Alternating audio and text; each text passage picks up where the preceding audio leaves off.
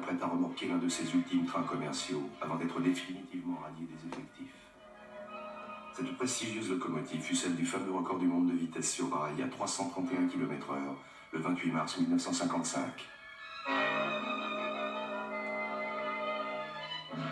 Au début de l'après-midi, dans la petite gare de Facture, un peu au sud de Bordeaux, le premier train d'essai remorqué par la CC 7107 est prêt au départ.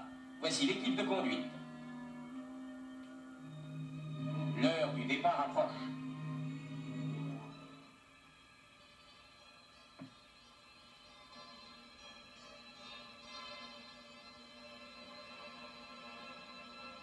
On part. On est parti.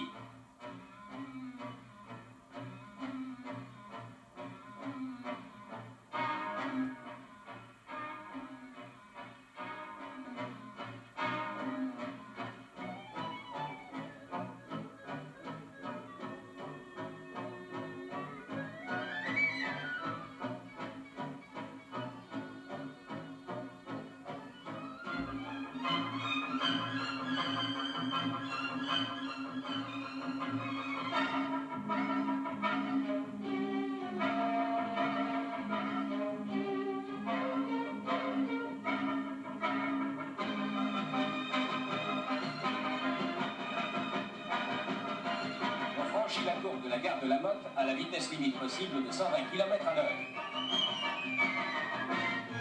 Et sur la longue ligne droite de 46 km, on prend le grand envol pour le record du monde.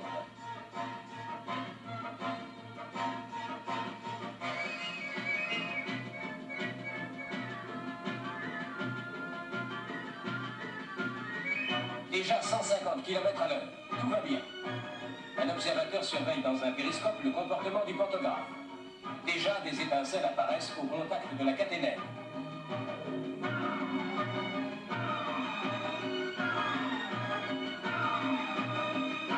Les glaces avant de la locomotive sont protégées par un épais grillage pour arrêter les corps étrangers ou les oiseaux projetés par le vent furieux de la marche.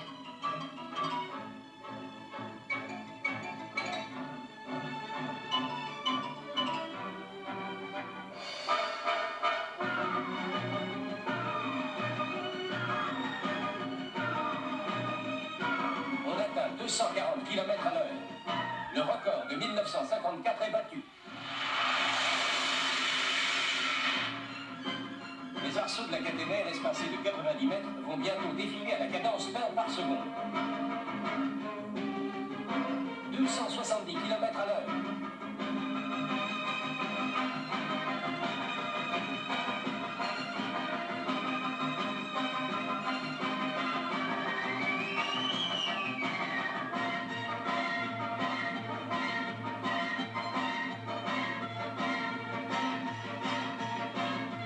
Le 300 est dépassé.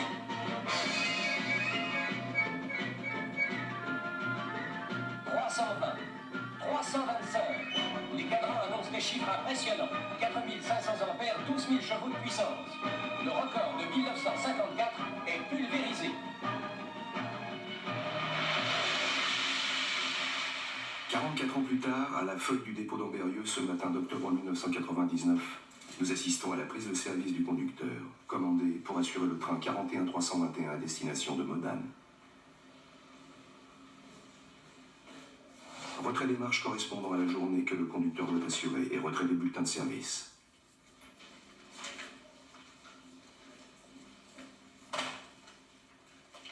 C'est dans cette pochette bleue que se trouve notamment la fiche train du 41321 qui indique les horaires de passage aux différents points de jalonnement.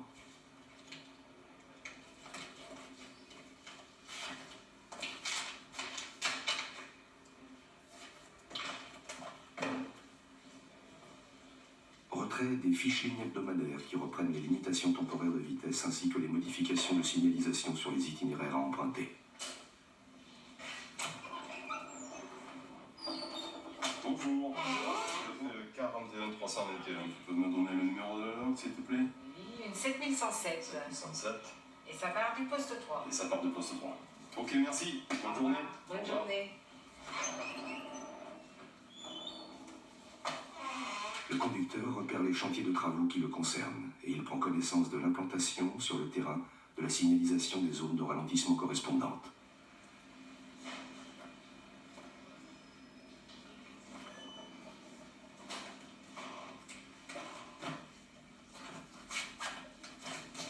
Puis il quitte le local de la feuille pour rejoindre sa machine, la 7107, sur laquelle il doit effectuer une préparation courante ou PC, dont nous allons suivre quelques-unes des opérations caractéristiques.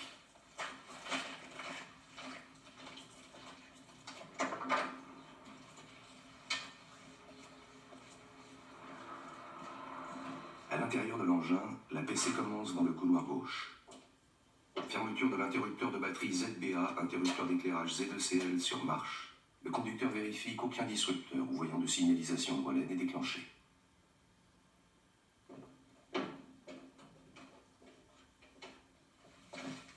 En cabine 1, allumage des feux blancs ainsi que des feux rouges.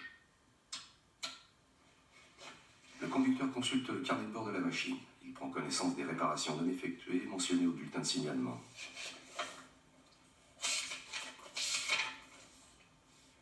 Ainsi que des éventuelles restrictions d'utilisation qui figurent à la fiche rose.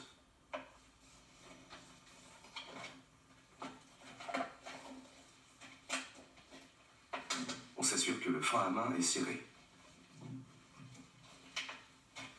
Puis l'on se munit des 4 clés de commande pour aller effectuer la mise sous tension en cabine 2.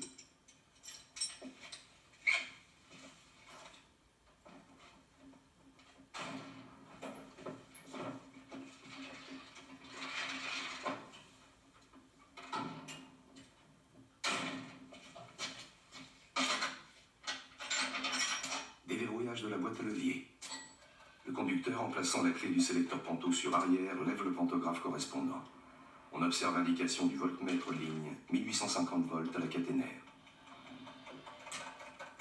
Mise en place de la clé d'inversion sur 0. À l'aide de la clé de verrouillage, le conducteur libère du bloc frein la poignée de robinet H7A qu'il place ensuite en position neutre.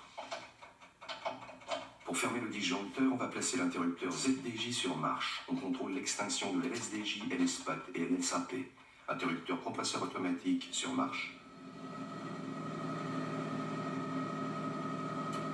Le conducteur alimente la conduite générale et vérifie que la pression de 5 bars s'y établit. Le manomètre CG était le cadran inférieur. Contrôle du frein direct au serrage et au desserrage. On observe le manomètre cylindre de frein.